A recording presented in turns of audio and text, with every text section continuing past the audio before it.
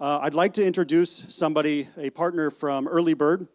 He's going to be discussing data-driven VC outlook for 2025. He is also the guy behind the data-driven VC newsletter. He'll be joining us live on camera here.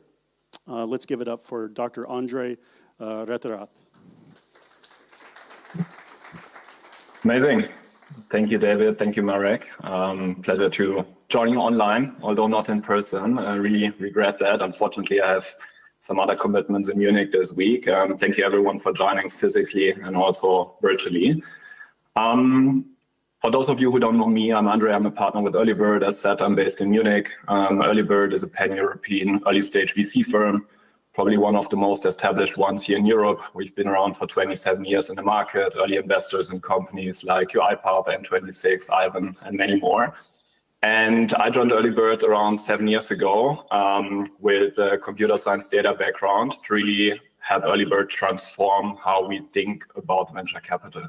So we spent significant time, and also some of my colleagues, our CFO Jochen and our product manager Nikolaus are also in the audience.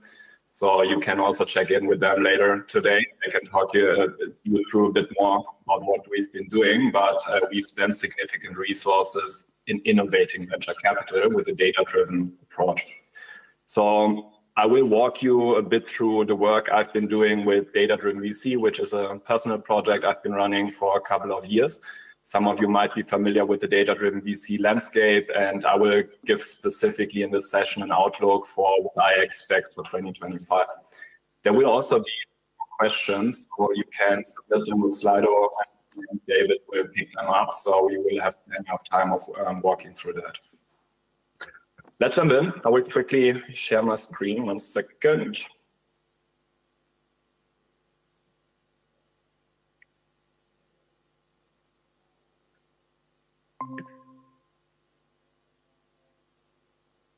Here we go.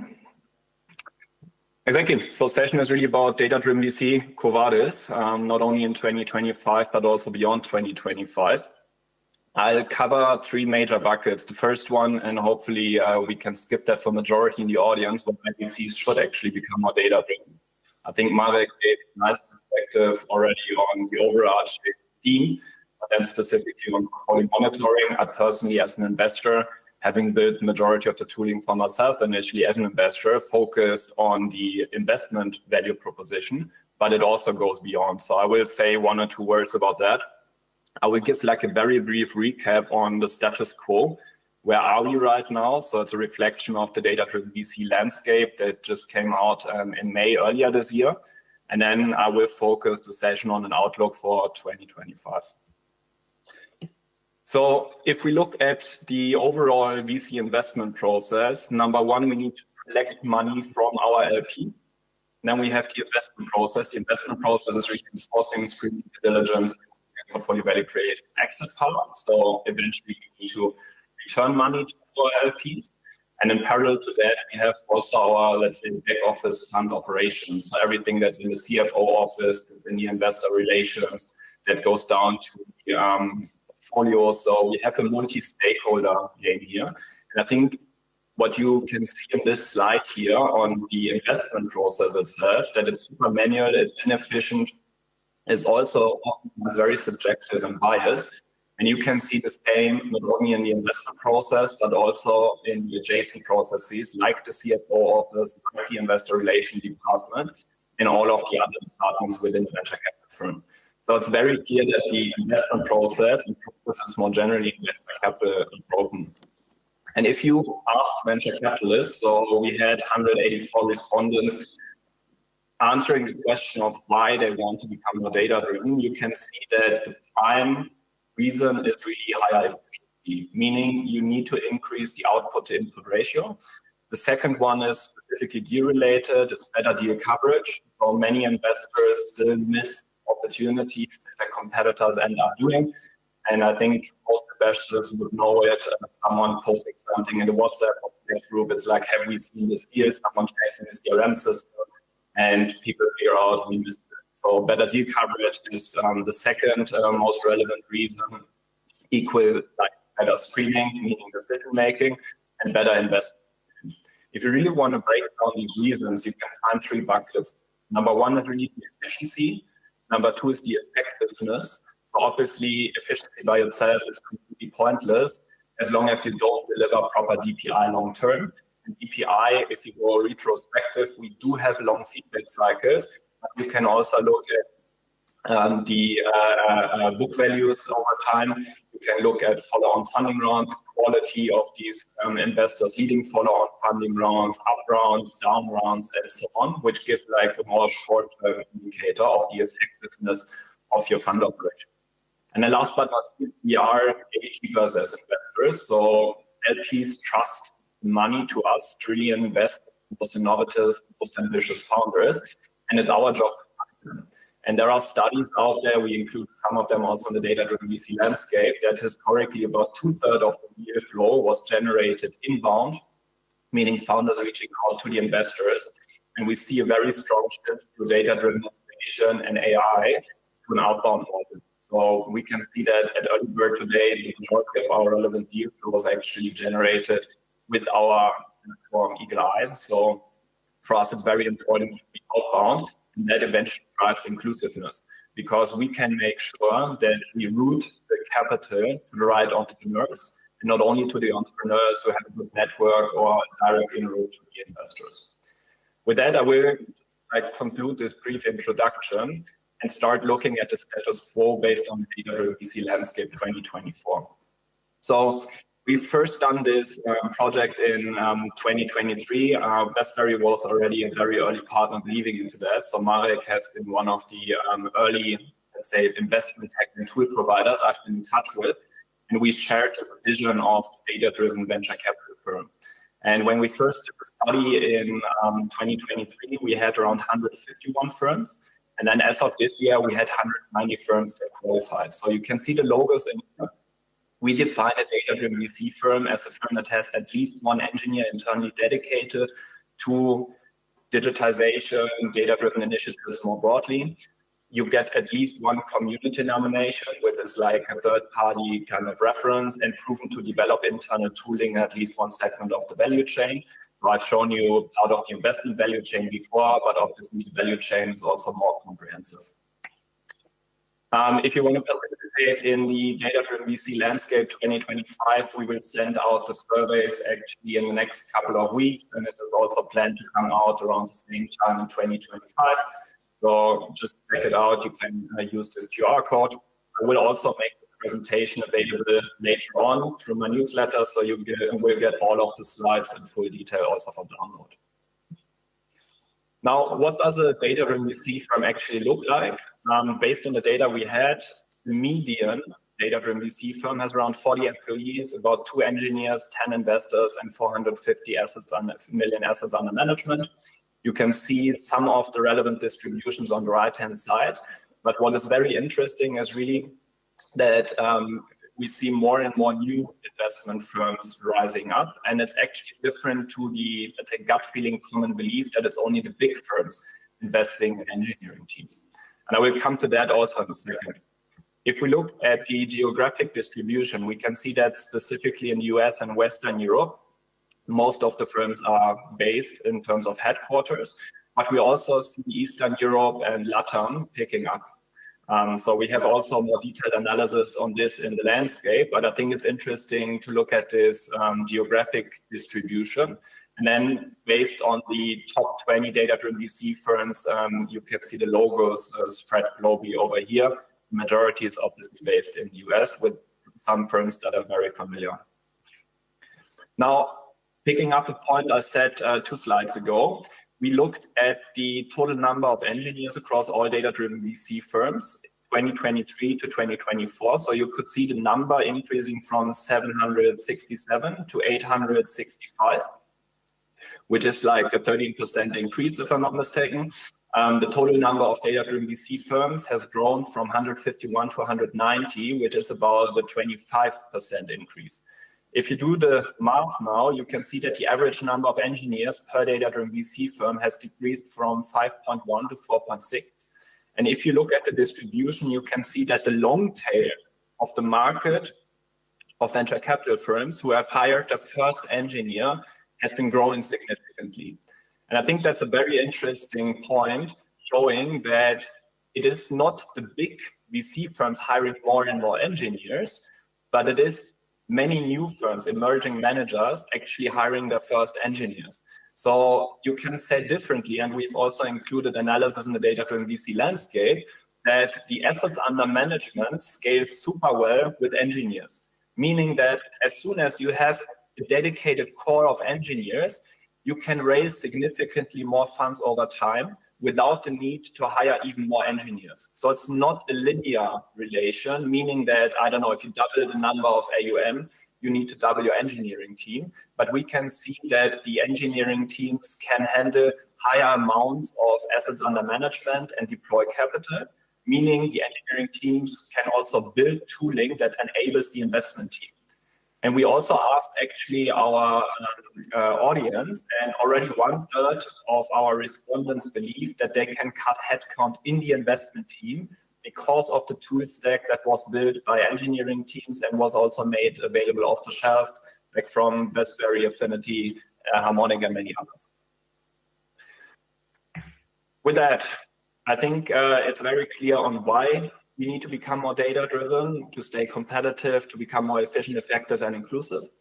We look briefly at a snapshot of the status quo.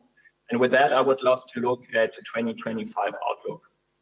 So I framed our 3 major buckets of predictions, and I just want to walk through these predictions now with you together. So the first one, rise and consolidation of investment tech. I wrote an article in February about 4 waves of private investment tech. And there are obviously more granular perspectives on it. But if you look at the space of investment tech more generally, many of you are familiar with the Crunchbases, Dealroom, CB Insights, PitchBooks, and the likes. So those were historically third-party data providers who've been collecting data, oftentimes not verified. Sometimes they have human analysts verifying the data, but it was made commercially available to investors. Now, we've seen in parallel to that, but slightly later, the systems of record. So we had Affinity, Carta, Westbury, you have other platforms also joining this, but essentially they want to build a system of record to collect not only third-party data and integrate it, but also start collecting different kind of first-party data. So for example, Affinity is well known for the deep integrations into your calendar and email systems, building a knowledge graph to represent your social network. And you can see that these systems of record had the goal of creating a single source of truth. And you can see the same with Westbury. Westbury having different stakeholders being at another point in the value chain, but with Westbury really focusing on the portfolio. So the integration between the portfolio manager and the respective portfolio companies to make it incredibly simple to extract the information, remove the need for manual work, and bring everything together into one consolidated single source of truth.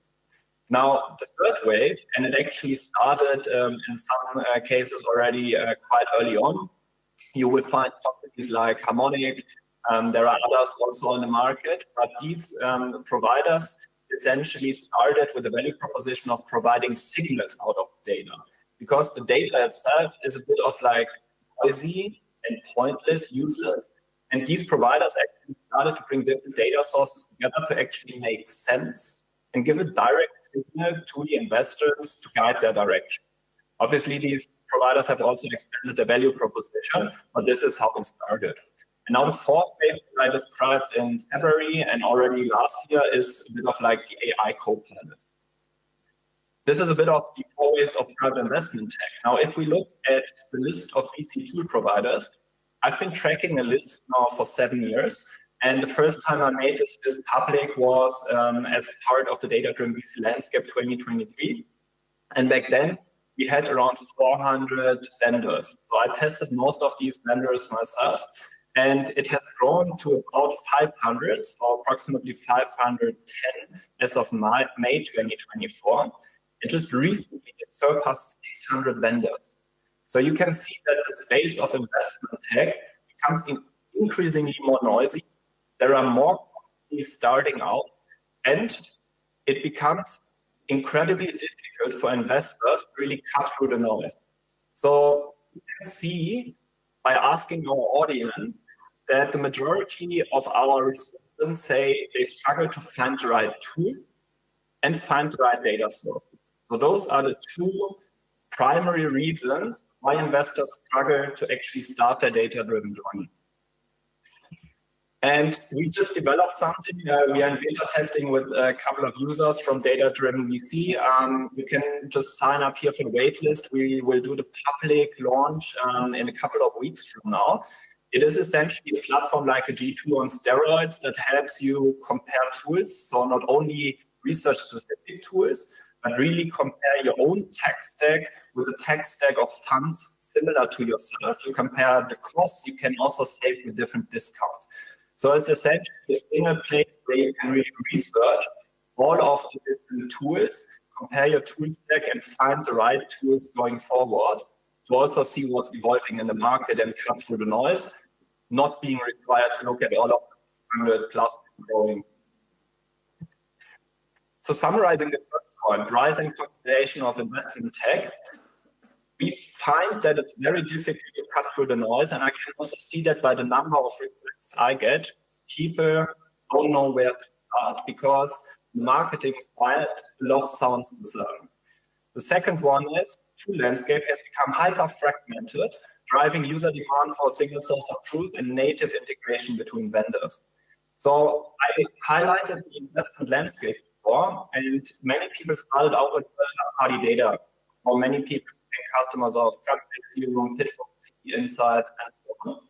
And then started adding different kind of signal providers like Harmonic, like Synaptics, Spectre, and many others. And the value proposition also started to mix over time. Now you had CRM systems, you had portfolio management systems, you had systems for GPLP relations, and suddenly you have tens of different tools in your stack that were not integrated. And this is what I mean by fragmented landscape. It requires the users to do tons of context switching and really users struggle to merge everything together. And I think one very early sign that we can see, and I think Raspberry has also announced already a partnership and integration with Affinity. There are other examples where some of these core players across the stack start building native integrations to make it and easy for users to actually combine the tools. And I think the last point that I personally see is that this noise drives vendor customer acquisition costs. So for vendors, it becomes also more difficult to get in touch with the VCs, make it clear how they actually differentiate. And I personally expect we will see more partnerships, but also at some point, and I think in 2025, we might see the first acquisitions in this space. Early signs of solidation. So this is the first, let's say, prediction I see for 2025. Now the second one, in the past, it was required really to change the established workflows. And for everyone who has tried to build internal tooling and then change the behavior of the investors, the investment team that often worked with different tools and their own workflows for many years, will know that cultural blockers are actually the biggest roadblock in your data-driven journey, the reluctance to adopt modern solutions. So I've heard that from many different firms who started even a couple of years earlier than we did. So some firms started in like 2014, 15, 16. If you ask other US-based firms on what were the biggest blockers, they said we pushed immature solutions early. We will only get one attempt to make the investment actually use it. So for early birds, we've been on the other side of the spectrum, being a bit more conservative, meaning German engineering, kind of over-engineering even to some degree. We have built many, many years a solution that's actually quite sophisticated, and we've been very sensitive on playing around with it and allowing our investment team to play around with it. So we did like A/B testing, specific interns and analysts got access, others did not. But we could iterate and get to a solution where there was a strong pull dynamic in the team. That being said, we can see that this is not only true for firms that started 10 years ago, it was not only true for us, but we can also see that by the respondents of our survey, around 1/3 of the investors struggle with internal cultural blockers, meaning investors don't want to adopt modern tools. So what's very positive is actually today, thanks to large language models, we start getting agents or agentic workflows. And with these agents, we reduce the barriers to adoption. So, for example, we started early on with workflow automations. For example, we used Zapier. So if you submit something on our website, was a Zapier automation that feeds it into our CRM system. It distributes it to the right investment professional to make sure the investment professional has a look in due time and can get back to the person who submitted it. Those were, let's say, early automations that we introduced, but you can find that every investor has slightly different workflows. And the problem is to adopt these static deterministic workflow automations to individual use cases and individual workflows is oftentimes very difficult. Now, what we can see with early agents, so I've been building actually back then with ChatGPT and custom GPTs, the early versions also of different kinds of co-pilots. And we can see that there are now many of these co-pilots out there, but these specific co-pilots also show that investors only want to use one co-pilot on the highest level, and then specific co-pilots for specific use cases. So for example, one co-pilot for sourcing, one for, let's say, screening, and so on and so forth. That being said, we can also see now that established vendors like, for example, Westberry, like Affinity, like Harmonic, like many others, actually start building agentic workflows based on their existing solutions in a way to more natively integrate with the workflows of the investment professionals. So I think Marek has shown in the incredibly nice video, and by the way, I need to agree with David, have rarely seen such a well done video in the past. So he has shown that you have like LLMs, automated data extraction, and you essentially augment the human to get rid of manual workflows, but at the same time adapt to dynamic workflows, and you can integrate into different kind of preferences of the investors. If we wrap that up for the agents as the key driver for adoption, I think there are three major takeaways. Number one, the established best-of-breed vendors will use agents to drive adoption, while at the same time, I can also see new horizontal players emerge as a layer on top. So there are players who don't build some of these best-of-breed, for example, third-party data provider, signal provider, CRM system, portfolio monitoring, portfolio planning. This is what I call the best-of-breed, but there are players who want to sit on top of those and essentially just build a communication layer to orchestrate everything and be the interaction point to the customer. And the question becomes, will the agents for the best of breed vendors or a horizontal layer that sits on top for players that integrate deeply with the best of breed vendors eventually be the solution that owns the relationship with the customer? And I think that's the second takeaway here. There's only room for one true co-pilot. So we can see that investors don't want to use tens of different co-pilots.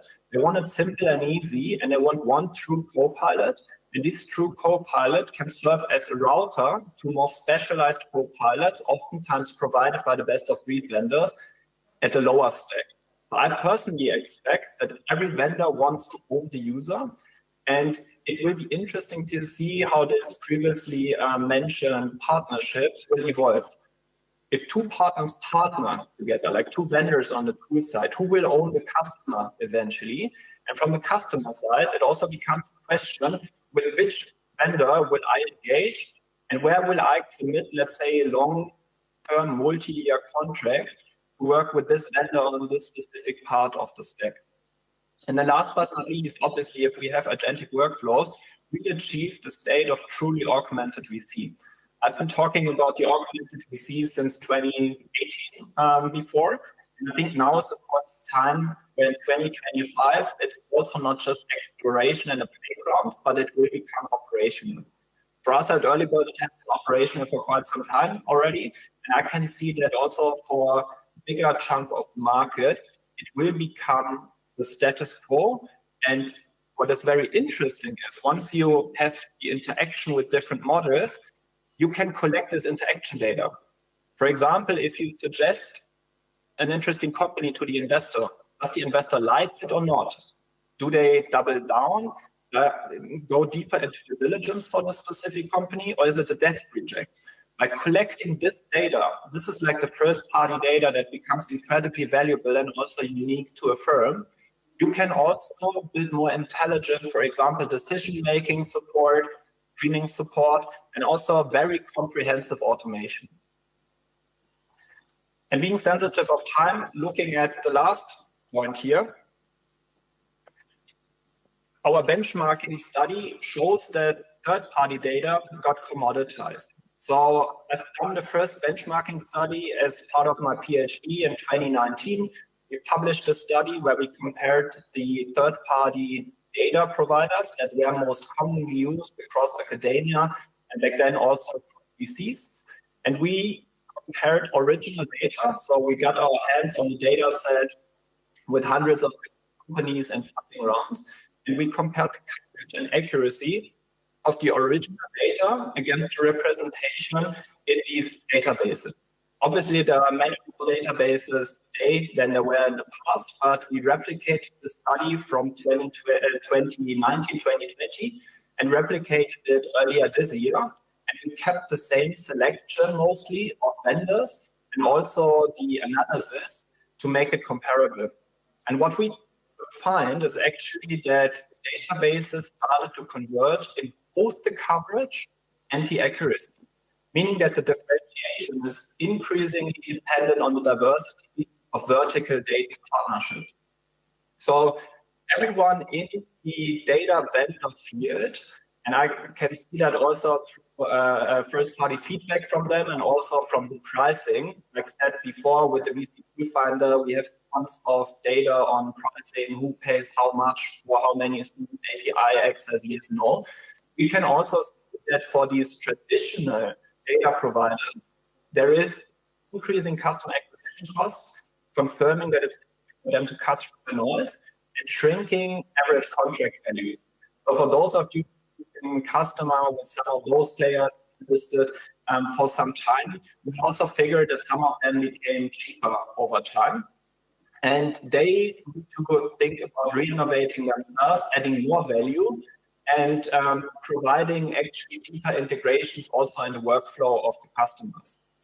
And I think this commoditization and third-party data is something that we've predicted for many years. And now we can finally, also with LLMs and automated data collection, but also verification, we can see that it actually became true. Now, many LPs and also many people in the data release audience ask me, look, if everyone has access to the same data, how can you actually differentiate? And my answer is twofold. Number one, I think even if everyone would have access to the same infrastructure and the same data, like 100% the same, different firms will end up doing different deals because different investment firms have a different taste. For example, we at Early Bird, we focus on European early stage companies. And based on our DNA, we have a more technical focus. So probably 80% of our portfolio is actually in B2B, and there is like a tiny fraction that we do in B2C consumer. So we at Early Bird would end up doing a different deal than another firm that would have access to the same data. And it's not only the taste of the investment firm / the strategy. It is also the people in the firm. Everyone knows that people have human biases, and with these human biases, we actually end up liking different founders. So there is like similarity bias, there's recency bias, there are all of these biases of the company. It is humans, and founders also prefer to interact with humans and call humans if shit hits the fan. So my first answer to the question of how can VCs differentiate if you have access to the same data is really there are different tastes, there will always be different decision-making, and there will always be different preferences, leading to VCs in the early stages where it's not as obvious as in the later stages, pre-IPO or private equity, where it's a lot about the numbers actually. In the earlier stages, VCs will make different investment decisions. The second point, there will be a shift in attention and also budgets moving more towards first-party data collection to create a unique edge and differentiation. So some of you might also know Henrik Landgren, He was one of the brains behind the EQT Mother Brain. I just was on the panel here in Munich at our Future of VC Summit a couple of weeks ago, and we had a nice conversation about the shift from third-party data to first-party data, and he actually contributed also a guest post that we published, I think, 2 or 3 weeks ago. And this piece was really about the importance of first-party data. And if we talk about first-party data, we talk about pitch deck, financial plans, commercial DD, team DD. We talk about different kind of references, both on the team, on expert references. We talk about meeting notes. I spoke earlier about Affinity's integration into calendar and emails to build a knowledge graph to represent the social network of the investment firm. So all of this is primary data, and you will see that more and more of these external vendors try to get their hands on your first-party data. And I think it's fair if you have a very clear line between what is owned by you, the investment firm, in terms of first-party data, and what is owned or just processed by the third-party vendor. That being said, if third-party data is a commodity already today, it's a lot about processing this data and creating signals out of the data. And secondly, there will be a strong focus in 2025 and beyond on first-party data, because the first-party data is what is unique to your firm. Like with Earlybird, we have 27 years of data that no other firms in the world have, like in this composition, in this depth. So we can see that by merging the third-party data together with the first-party data, you create this single source of truth and a core. And what's even more important than just this core of unique and proprietary data is really how you make it actionable for your investors or the broader team. Meaning, exactly what I said before, based on this unique core, you might be in a position to already give better recommendations on which companies to look at and which companies to just pause for now. But based on the feedback of your investors, the interaction data, you can actually improve and add another layer of first-party data on top of your core. So this, in my perspective, will be the driving force to generate alpha for investment firms going forward. It's really about true augmentation of technology, both third-party, first-party, but also stuff that you've built in-house to drive the performance of your firm. Wrapping up this last point here, I think the question of ownership becomes key in the make versus buy question. So funds have outsourced growing parts of their value creation. And many people ask me, like, why do you have such a, let's say, comparably heavy engineering team? And we started early on in a journey. Like, I started building lots of this stuff for myself because it was just not available. We live in a different world today. I presented before the number of tool vendors. It's like exploding, and you can get both best of breed, but also more comprehensive solution. And today, it's fairly easy to start off by using off-the-shelf solutions. So it's a bit like an 80-20 approach. You can rely a lot on external tools and technology providers, but it does raise the question for me, if you outsource everything of your tech stack, including the data collection, the decision-making, which companies to focus on, the whole due diligence, the question remains, how can you still generate alpha? And how can you, as an investor, actually make a difference?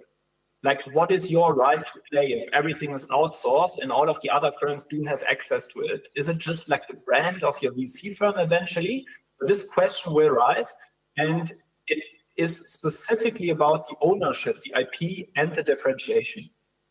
The second part is really about VC as an information asymmetry.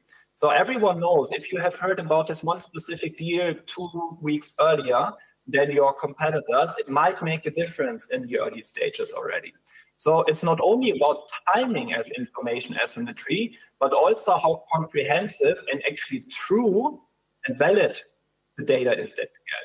So as third-party data gets commoditized, there's an increasing attention to access proprietary first-party data. And that, again, brings your network, it brings access to specific document and access to specific first-party information into the center. And it's very important that you can process this at scale. And last but not least, VCs seek to own the core that merges first and third-party data, and I spoke about this before. So in my perspective, there are solutions out there available that allow you to merge different data sets together. But today, there is no single source of truth available off the shelf. Even though many partners start to natively integrate, you will still have a hyper-fragmented tech stack that requires you to do context switching. And the more best-of-breed solutions add to your stack, the more efficiency you will lose as you need to do context switching. So we at Early Bird decided to build the core of this stack, which is the entity matching deduplication, to make sure we don't have any redundancies and have all data in one place, a primary point of our engineering strategy. And based on this, we can layer different kind of onions around it to make sure we always have a smart make versus buy, own the core IP, and make sure that we have a long-term differentiation. So with that, I would like to wrap it up. The 2025 predictions are rise and consolidation of investment tech.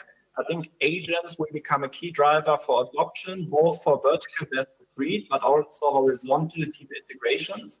And then last but not least, I think ownership becomes key in the make versus buy question.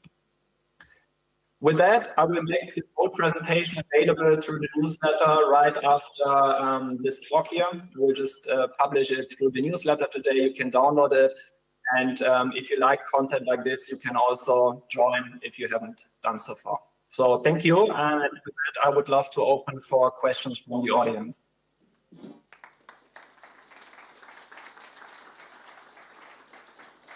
Thank you very much, Dr. Andre. The questions, they're open on Slido, so I see there's a few questions there. We'll direct these at Dr. Andre Retterath, but in the meantime, while you still upload your questions, I'd like to ask a question for myself. And one of them is that you are the, as I introduced you earlier, the guy behind the Data-Driven VC newsletter. Let's assume that there's a couple people in here that doesn't know what that is. Would you like to just walk us through it? What can they expect by subscribing to your newsletter, and what's behind it? That's a great question. So data-driven VC, like I've always enjoyed writing. Like I had, when I was younger, I had a travel blog growing quite nicely. And then obviously throughout my PhD, you get forced to write academic papers. Frankly speaking, I didn't enjoy too much. So I'm more of like the 80-20 kind of guy. So the PhD phase was also an interesting experience, pushing me to the limits. And out of my PhD, I asked myself the question on venture capital. How can you become successful? And I wrote a piece very early, like in 2019, 2020, about the future of VC. And I broke it down saying there is eventually the firm brand, the personal brand of the investor, and then everything fund related in terms of the fund metrics that at a given diversification strategy, you can pay a higher price for shareholding. That being said, I looked at the different angles and thought about what can I personally do about it short term. So everything, the track record is the baseline for everything. You need to have a great track record as an investor. That's needless to say. But I talk about the additional layer. And this is what eventually took my passion for writing, to start writing about VC and the intersection between data, AI, and innovation and venture capital on Medium for many years. And then a bit more than 2 years, I essentially translated it into a Substack newsletter that started weekly and now has grown. There are also different people who help me with this project. So there's also Georgie at the conference. He has been also fundamental in some of the stuff that we've been building with Data-Driven VC. And today, essentially, we have the newsletter, which is really the core. There are different formats on how to become more data-driven, the insights you can generate once you are more data-driven, and then also selected exciting investment opportunities, picks of the week that we share. And in addition to that, we have the report, which is the second pillar. And last but not least, we also do virtual events and physical events. And all of that is brought together in what we call the lab, which is a platform you can access the different kind of content formats, different products, the different reports I've just shown, and a lot more. Yeah, that's lovely. Thank you for sharing. I can see it in your eyes and your facial expression. It's still a passion project that you enjoy doing. So that's great. 100%. I mean, this, as said, this is a side project. I've written the last newsletter last night at 2 a.m. So if it's not a passion project, I can tell you, you won't do that for so long time. Yeah, not to point fingers, but there's a few 2 a.m. people here in this room with us right now. We are in Prague, after all. All right, so we have some questions compiled now. So if we don't mind sharing them on the screen, we've upvoted this question here, so I'd like to click on that. Dr. Andre, where should a small VC fund, less than 50 million euro, begin its digitization process? What would you suggest? So I think it's always about the question on the value chain. I can actually, let me quickly get back here, and then I can answer this with this slide. Just 1 second.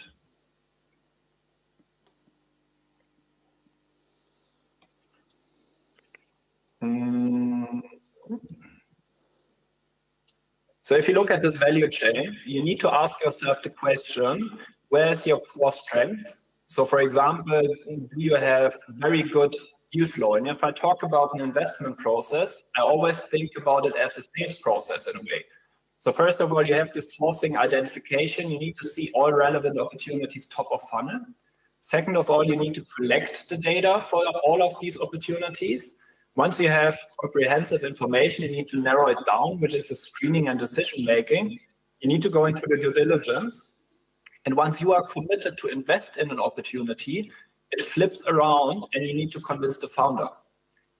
In reality, however, it doesn't just flip around. It already starts with the first interaction with the founder to convince them. So once you are decided to do the investment, you actually already want the founder to be decided to do the investment with you. And then thereafter, you have the portfolio value creation. Now, there are different funds with different strategies. So for example, if you have a fund, a new emerging manager, sub 50 million, I assume you have a strategy of not deploying too much money per year, meaning you can probably already rely on your existing human network. There's no point for you to see all relevant opportunity. It's probably sufficient to do like a handful of investments or so. And it's more important to actually convince with the value proposition of getting in. And I talk about this example because I think it's very important to think about where are your weaknesses and where do you want to improve if you think about your digitization journey. So there is no point for you of buying multiple data sets that cost you like hundreds of thousands eventually, and you spend tons of time merging all of that together. I think in this specific case, it's probably more sufficient to use something like, I don't know, Harmonic in this case, that presents you with very specific needs for your filters. So you can say, I don't know, I invest in this industry, in this technology, in this geography, for example. You can make sure that in addition to your existing network, you have a way of getting, in a structured way, qualified leads. But at the same time, you can also research companies within this database and get sufficient information to prioritize the right opportunities.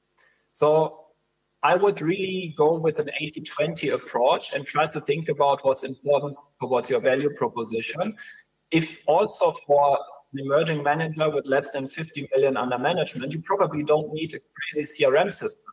It might be even sufficient to use, for example, an Airtable and build something, because you don't have millions of entries, you probably have a few tens of thousands of entries. So this is how I would start, and obviously there are more resources on this very specific question on the data-driven VC platform. Excellent, thank you very much. I have another question for you. This was actually submitted at 9:44 this morning, so it could have been just at the beginning of the talk or just before, but I think it's still relevant to you. Doctor, if you'd like to answer it, or you can tell me to pass. But it says, what would be your one sentence suggestion to each data vendor? For example, deal room, pitch book, etc. It's very difficult, I must say, because there are pros and cons. I just like to jump to,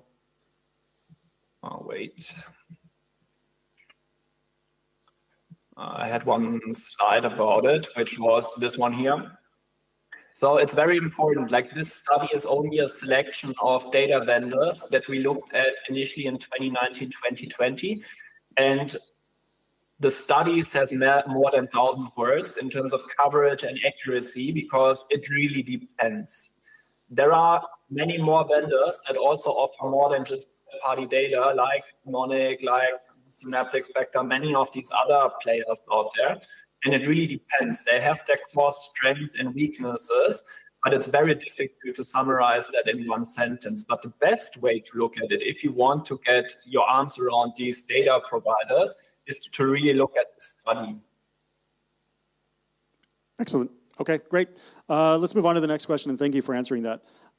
Most things are hard to answer in one sentence anyways. All right, so this one was upvoted. We've had 5 people vote on this one. So what are your suggestions to change internal culture and risk aversion to adopting new tech by senior roles? I think that's a question straight to the core, and I've thought a lot about it. So reflecting on my learnings, number one, it's incredibly important to have top-down buy-in. And top-down, I don't mean like, let's say it like that, hired partners. It's really from the general partners that eventually own the budgets. Because for the general partners, everything that comes on top on the cost base is out of their own pockets. So for me, back then when I joined Early Bird, it was very important to have buy-in from the Early Bird founders, the general partners back then, and to make sure it's not just window dressing. I know many firms that now come to me and ask, like, look, how should we start? We get asked the question a lot about our data-driven strategy and so on and so forth. So for them, you can see just by the way they ask this question, they want to hire someone for window dressing. It's just like they want to point to this engineering guy or girl in the corner.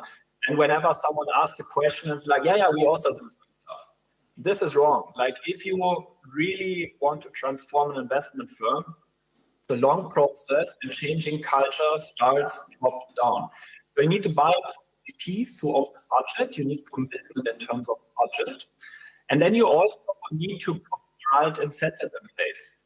So there is the nice saying of like, show the incentives and I will show you the results. And I think this is more true than ever in this specific case.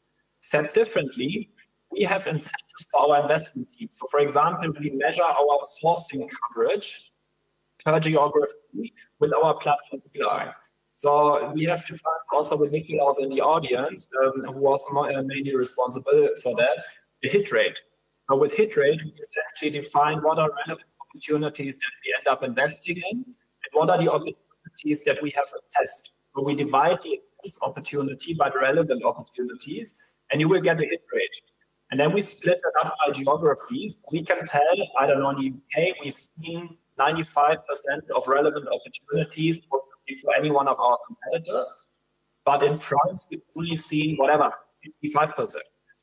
And with that, we put the incentives also for our investment team and make it core part of their evaluation and eventually also part of their bonus. Now with that, you can give them a tool, and obviously they want to try it out. So you can set right incentives.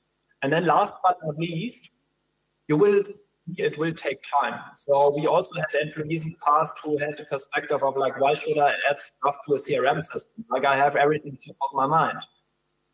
The culture will change. You will have a self-selection. If you put it front and center as a strategy, you put the right budgets, you hire the right people, then you will also have a self-selection in terms of the team, because everyone that's at Early Bird enjoys working with Eagle Eye, and many of them actually joined Early Bird also because we have this platform in place.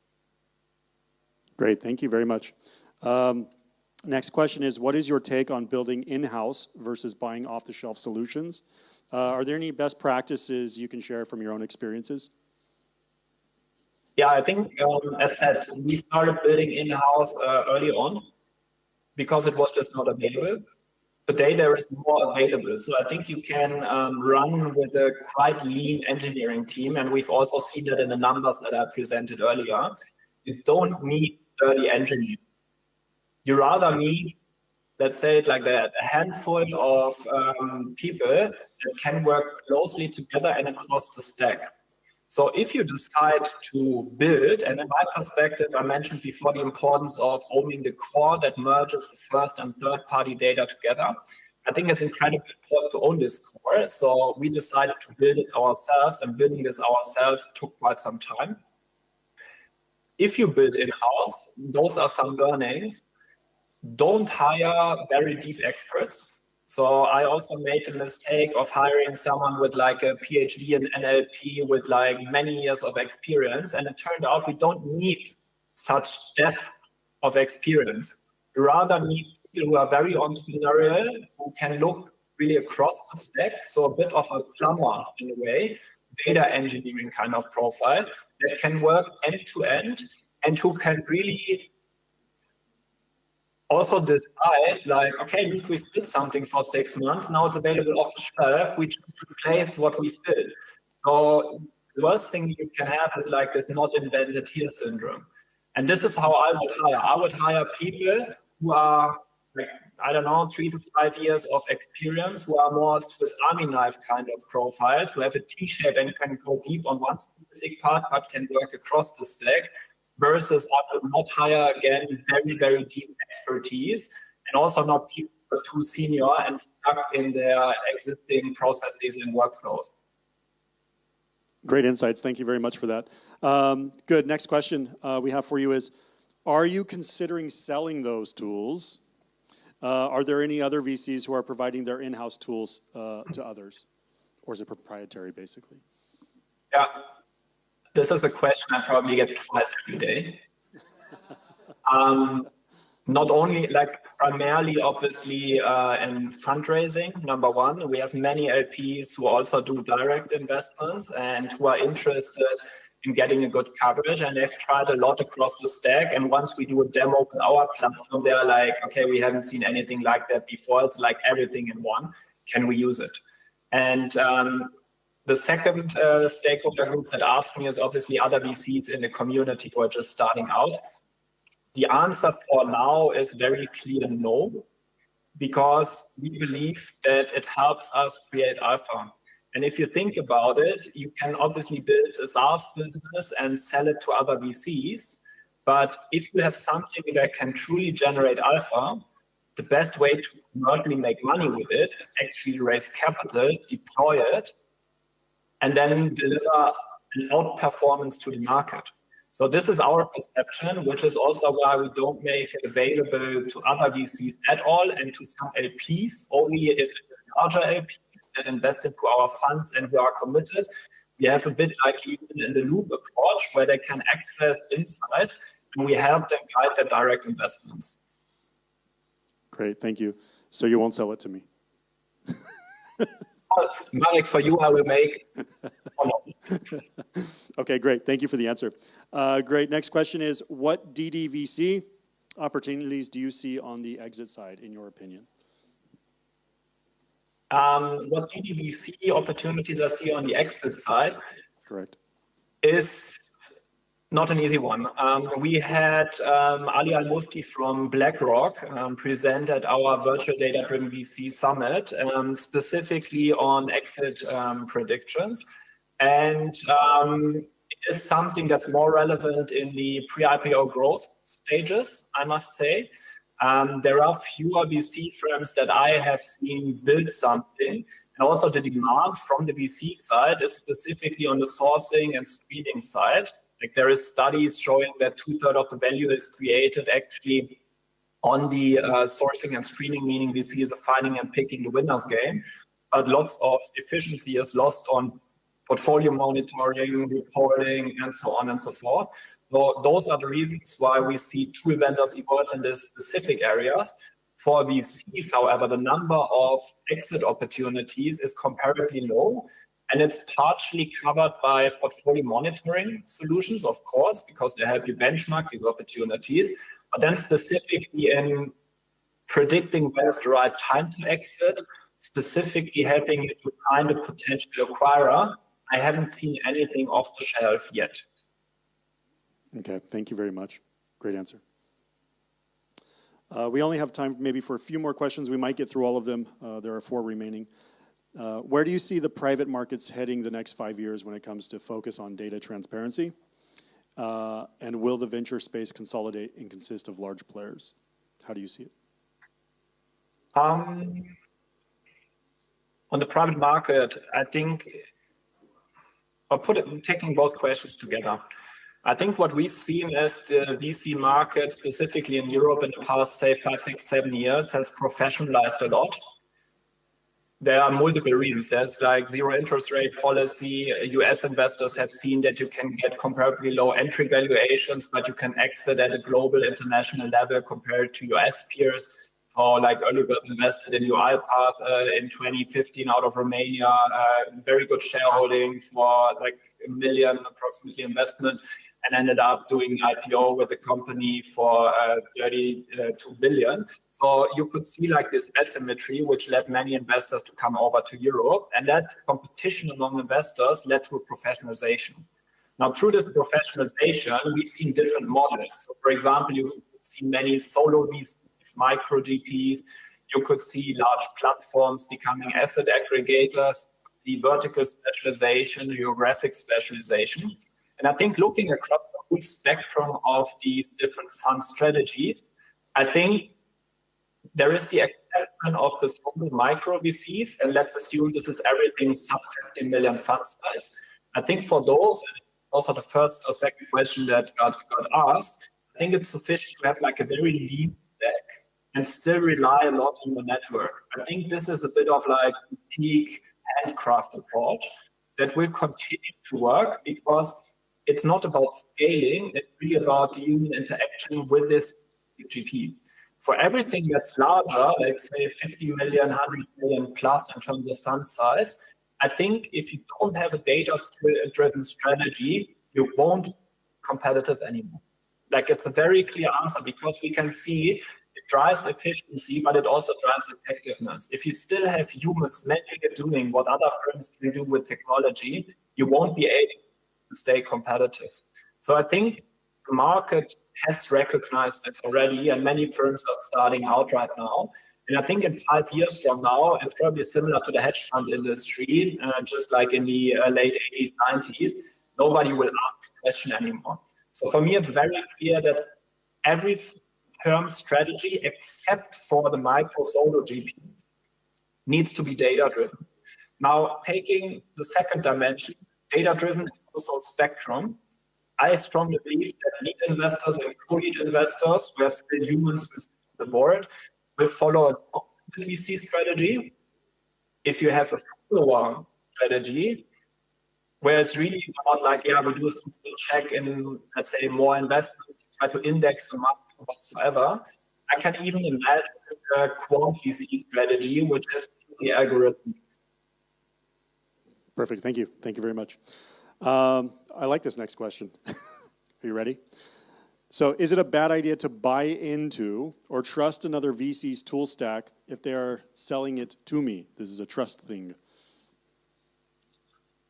My clear answer is yes, it's a bad idea. Like, there are actually cases out there where, let's say, people started as a software vendor selling to many other VC firms, and essentially these VC firms add proprietary first-party data. They provide feedback to their systems. Now, what you do is you train the systems of another VC, essentially emulating your decision-making. And if this VC is like a node in a network of many VCs, they get like best of all worlds, essentially, learning from all of the other VCs. So if you would outsource this part even to another VC, my question is, why would you give away your core assets, which is first-party data, intelligence, decision-making to another VC? And how do you want to differentiate and actually create alpha relative to this other VC? So this is my question. I personally would not do it. If I would do it, I would at least make sure that we have like legal agreements and so on and so forth, that we will never end up competing in the same deal. Perfect. Everyone, we're out of time now for this segment, and really like to thank you, Dr. Andre Retterath, for joining us and answering. Really appreciate the work you put into that deck. A lot of information, valuable information there. Thank you for joining us, and we wish you a nice rest of the day from here in Prague. Thank you, everyone. Enjoy the conference.